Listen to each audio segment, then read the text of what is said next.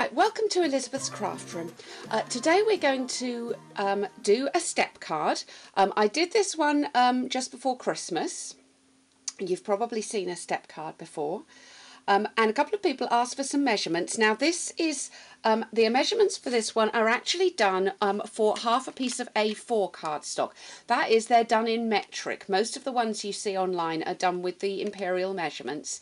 Now, although I'm pretty much an inches girl, our A4 cardstock actually comes in centimetres, so it's easier to do it, a project like this, with half a piece of A4 and centimetre measurements. So that's what we're doing today. And we're going to make this man card.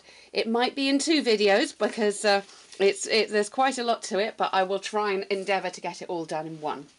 So we're going to start off with scoring. Now we are going to make this in early espresso, but so it's a little bit easier for you to see how I'm cutting and scoring, I'm going to show you this in Wisteria Wonder. So I'm going to start off by scoring half a piece of A4 cardstock, cut in half, and then I'm going to score it at 5 centimetres. I'm going to turn, and then I'm going to score at 2, and then at 4, and then at 7, and then at 10, and finally at 15.5. Now this is so easy with the Simply Scored board. So I've got, don't know if you can see all those score lines, but I'm going to move this out of the way now. And bring my trimmer back in. And the next thing we need to do is we need to score from the 2 centimetre score all the way down here to the end of this one. So we're just going to use the trimmer. Now, by the time you're seeing this video, I shall be using my lovely new trimmer from Stampin' Up. But right now, as I'm filming this, it still hasn't arrived. Okay, so that's going to be the only cutting and scoring that you need to do. To fold the card, you're going to start off by making a valley fold, and then a mountain, and then a valley and another mountain.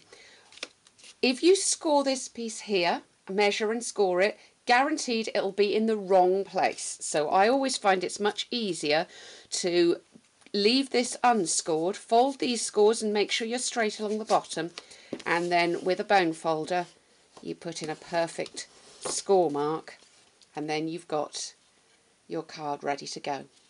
Okay, so we've seen how to cut the card. I'll now move on to making the particular one that we're doing today.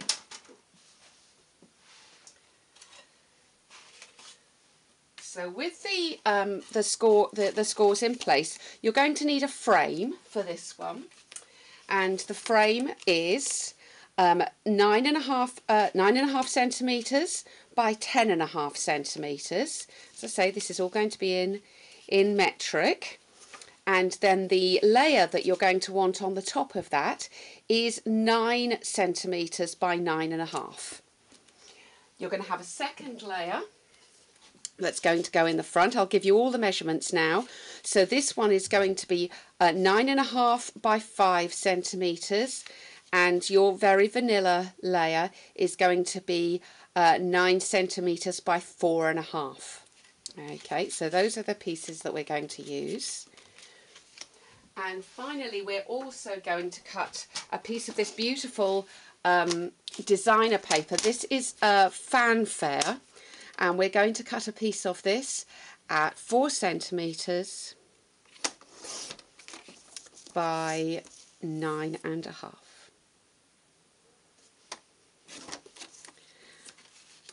Okay.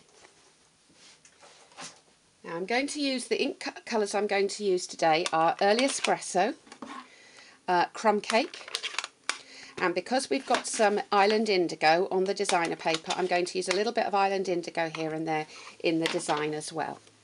I'm going to do quite a lot of daubing, and for this I'm going to use some sponges, and I'm going to start off by putting some colour and some sort of antique-y look by daubing around the edge of the designer paper.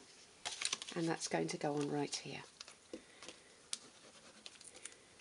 And I'm just using the Tombow liquid adhesive to stick that on.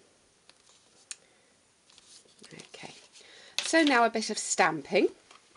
We're going to start off by using the Clockwork stamp set.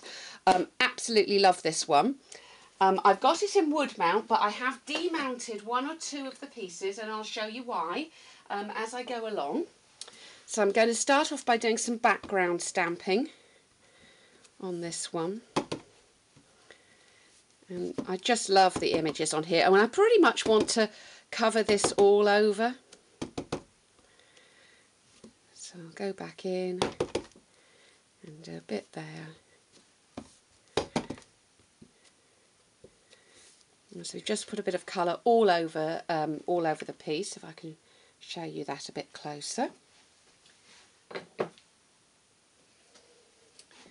And then the next thing we're going to do is to take a larger piece of cardstock. Doesn't mean it, just as long as it's actually a bit longer than the piece that we're using. It doesn't matter exactly how what size it is. And in the early espresso, I'm going to stamp the fob of the fob watch that's in this design. And now I'm going to tear. And people who know me will be laughing because I do not like tearing cardstock or designer paper. It's too lovely. But occasionally there's a design that I like that forces me to actually tear some of our lovely cardstock. So having done that, I'm then going to take the 1 1/4 circle punch and punch out the middle there. And then I'm going to go back to that larger stamp, and I'm going to stamp right across. And again get some colour around this. Now this is going to layer over the top. So I also want to do the clock face, and I'm going to do the clock face again in early espresso, but I'm going to actually punch this out with a larger circle. I'm using the 1 3/8 circle because this is going underneath and I don't want to see any edges on it as I have it underneath. Now you'll notice with the clock face that this was demounted. I didn't leave this on the wooden block. The reason is because if I'm trying to line this up, it's much easier to see where my clock face is rather than having to use the Stamp-O-Majig to line it up. And I've done exactly the same with the hands of the clock. So I'm going to stamp that now. And just pop a little brad through, and I'm using the vintage trinkets. And these are really cute. They're like a little tiny weeny button. And pokey tool. And I'm just going to poke that through to make my clock face.